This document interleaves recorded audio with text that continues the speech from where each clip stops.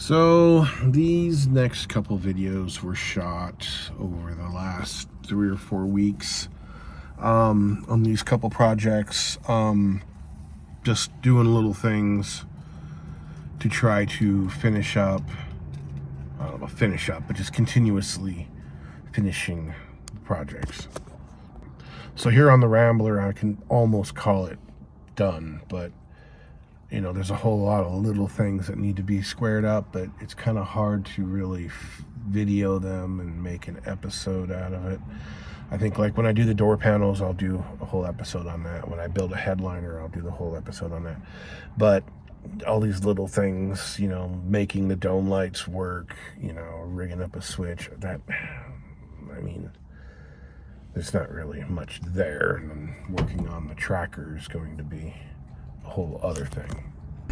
All right, so this is my Gentex 177 mirror. I think this one's out of a Tahoe or a Jeep, I can't remember.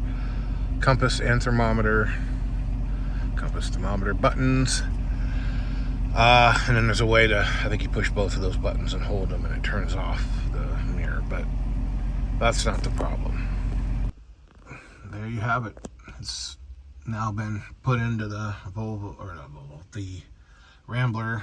Never mind these wires, I still have to clean everything up there, and it's working, where a minute ago the other mirror wasn't. So I need to contact the seller and get the right mirror. Okay, Thursday evening, just catching up on some niggling little things here. Yesterday I went out to the farm. Tuesday I didn't do anything. I got this hole opened up. It's not as clean as I was originally going to do it, but it doesn't matter. There's plenty of opening there. I don't have to worry about it. So the idea is that we bolt this in place, but before that, we bolt the 2-window switch to it, plug it in, and then bolt it in. That's the thought anyway.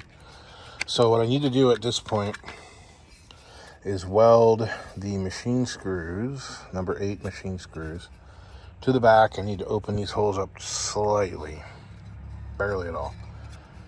Bolt it together. I'm going to use a nut to space it out. Once that's done, we drill the 4 holes, bolt that down, and boom, then my window switch isn't just hanging by the wires. And here we are. I just need to get some sheet metal screws, tech screws, whatever, a couple of them to hold it in. This ideally will go, when I make the door panel, this plate will actually get screwed to the top of the door panel, hollowed out behind it, so the upholstery will glue right up to it, or at least it'll be under the foam. So that way we don't end up having to dig through, you know, foam yay thick and try to get to these buttons. They'll be right out here. But it's either that or put it in the center console, and I think I like this better. Door locks, I don't know that there's a way to put door locks in this thing. You lock the door by doing that. See, there's no dealio. And the Honda has these actuators that are almost universal. I mean, I could very easily clamp them to a rod if I had one. Now, you've got that lock, which most cars have a rod, so I could clamp it to that, except that these don't have a rod. It's got a square key. And I think the only thing I can do, maybe, is come up with some kind of a plate, you know, something with a square hole in it, or round, I guess. Come up with some kind of a plate to make a lever to come off of that, weld it to the rod, and then run a lever down to an actuator, which it would have to go under the window, which would mean that water could potentially run down the rod right into the motor, so I'd have to figure something out. But anyway, that isn't important right now. I'm just saying I'm not going to give up on having power windows or power locks, because eventually if I had a key fob, that'd be awesome. But I think for right now I'm just going to tuck the switch into the door and forget about it because it hits the window winder here. This is the horn ring. It doesn't actually work, but it's part of the steering wheel and it's pretty rough. I'm gonna take it in tonight and see if I can't polish it some. At least make it look decent. I know it's not gonna be super chromy because at this point, mid-late 60s, they started doling the chrome down so you didn't get driver glare. But still, I want to get some of the corrosion off. Same with the these door handles here. I'm gonna pull them off and polish them all up tonight. Well, here we are. As you can see, the chrome isn't super chromy, but at least the pitting isn't all there, the staining isn't all there. Check out these door handles though.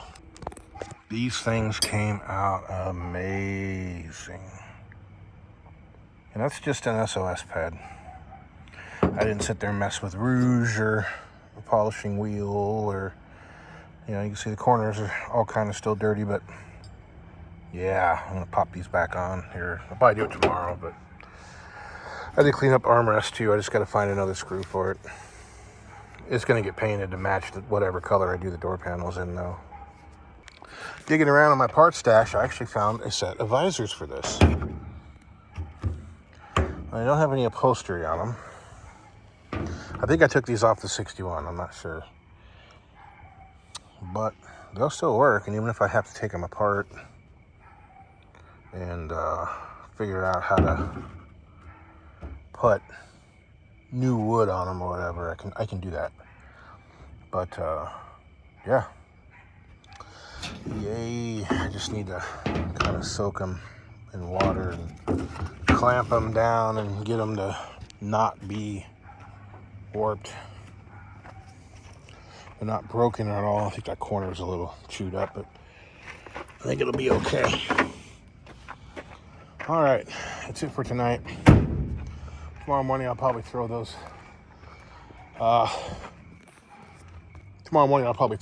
door handles on and call it a video. Yeah, it's all a bunch of little things at this point. I still need to weld the bottom of the rockers, so I didn't get that done. I will have some video coming up before too long on the tracker, but I don't plan on working on it too much because I can't do much to it. It needs so much. I can't do much to it. I need to work on this, as this is my daily driver. Anybody want a Cherokee? I got a low mile one, I'll sell you. It's great. It's in great condition, but it's two-wheel drive, so it doesn't do me any good. Anyway, that's it for tonight. See you guys later. Okay. Had a nice little present on the way to work the other day. If I could just get the camera to focus. I don't know. Anyway. Cat. Okay. There you go. You can kind of see it right there. Nice crack. $1,500 windshield if you can find one. Yep.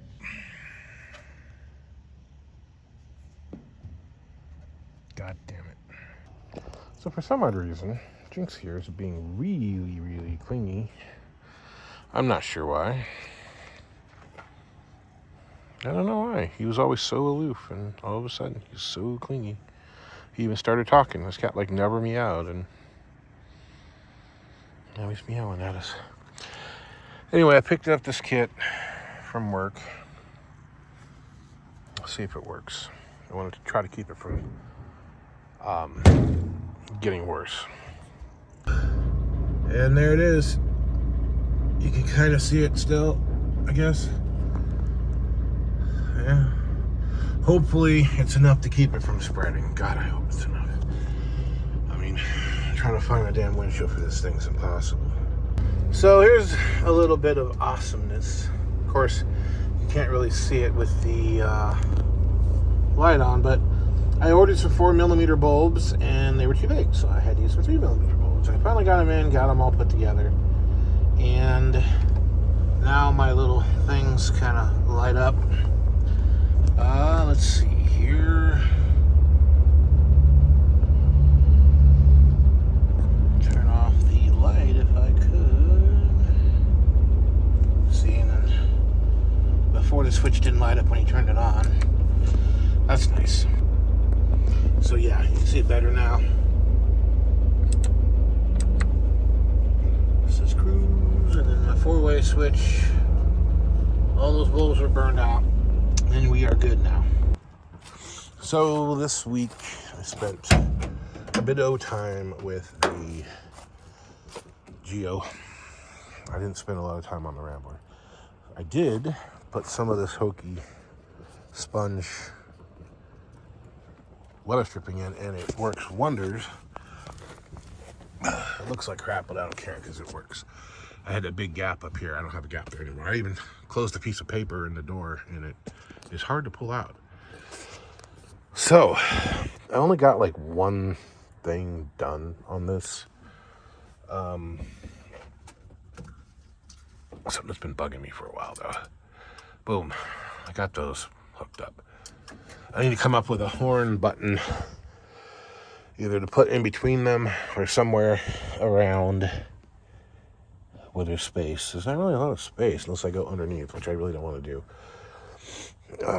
Unless I come over here and go through one of these holes, but it's going to be impossibly hard to reach behind there. I do need to find the right screws. The screws I had in there were like self-tapping, and it actually uses a machine screw, so I got to find the right screws. I could probably do that tomorrow, maybe, if it's not pouring too hard. It's supposed to rain tomorrow, so I'm not going to get much else done.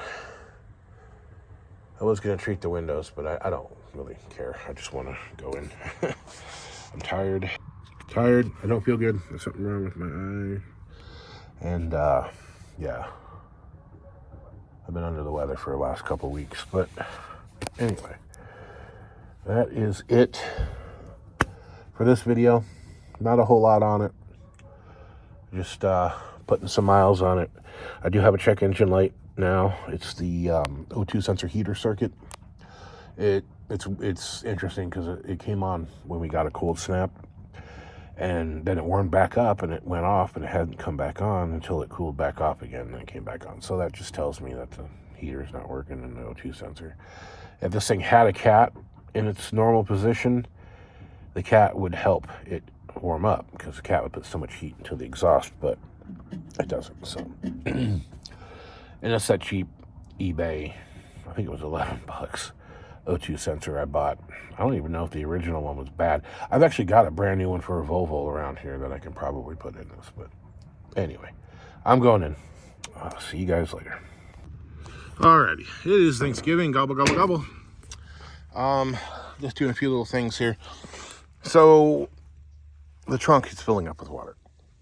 And I went out in the middle of the rain the other day and I was looking, and of course where these rust streaks are is where the water was draining. And this side especially was completely filled up to there with water. That side was draining. So last night, it was pretty damn cold actually. The wind was blowing. Sprayed some glass cleaner around here because I went through and I caulked, seam sealed here, all the way to there. Sprayed some air in there I sprayed the glass cleaner to get it all sudsy, and then sprayed the air in there to see where the leak was coming from, and it was coming from here on both sides, but this side was worse.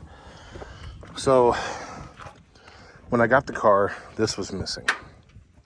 So this came off the green 61, and it's supposed to have this gasket. Now it's got this gasket that seals it to here, but it's supposed to have this gasket that seals it to here, and it doesn't. But I bought this. I just need to take a hammer and kind of tap that down a little bit, and I'm missing one screw, which isn't the end of the world, but still. So anyway, but I digress. I need to get in here. As you can see, there's a big hole in the caulk. There's seam seal. But if you look down further in here, you can see the sealer that's there is not in good shape. So I'm going to dig all that out and try to see if I can find any other leaks. So I'm gonna get busy on that. Alrighty, got some seam sealer. There's actually a hole drilled in the bottom there for, I'm guessing, to let it drain when they dip the car in the primer at the factory when they assemble it. But since all that stuff had cracked out, it leaked in there. Plus, I think if I parked this thing nose down, it would do better as far as letting water not pool in places. So that's taken care of. I need to do the same thing on the other side eventually. Probably not right away, but got that put on. I need to assemble it and see if I can get a bolt through it, and then that way I can just do that to hold the glass up. I don't know. I'm just gonna kind of experiment with it. All right, got this side popped out. Need to get all this old mastic out of there. And what's left of the headliner, looks like it was gray. And so, clean all this glue out of there. Right, yeah, okay, so question. What? So if it was gray, then it would match the rest of the interior. Yeah, I mean, basically. Yeah. But that's kind of a weird color for a white car, don't you think? No, because gray was just a generic color. I mean, it's kind of bland. So they just, yeah, exactly. It's just a cheap car. So I would think that like cream or something would look better. Probably cost more. Anyway, so this is off the 61 because it is in slightly better condition. The other one had a couple deep scratches on it, and then a couple gouges here from tooling. So I think we'll be okay to use that. Although it looks like it might even be a little bent there. Kind of got a dent maybe? Huh. I don't know. Yeah, like a dent. I don't know if that's factory or not. Yeah, whatever. Anyway, moving on. Now, I almost forgot to do this. See, all this crap needs to come out, and I'll show you the drain hole in the middle there. All right, right there. I'm blaming that little tiny drain hole on all that water getting in there. Because you look out here, and you see that it is actually sealed up. So, yep, all that stuff was cracked and just falling out. You can see it wasn't stuck to the body at all. Not anymore. So, I'm gonna go ahead and clean that up and throw some seam sealer down in there. And then I'll get the rest of this put back together. Turkey is done. I need to get in there and eat. I can't leave this open though, because one, I got work tomorrow, and two, the neighborhood cats will get in here and piss all over, so.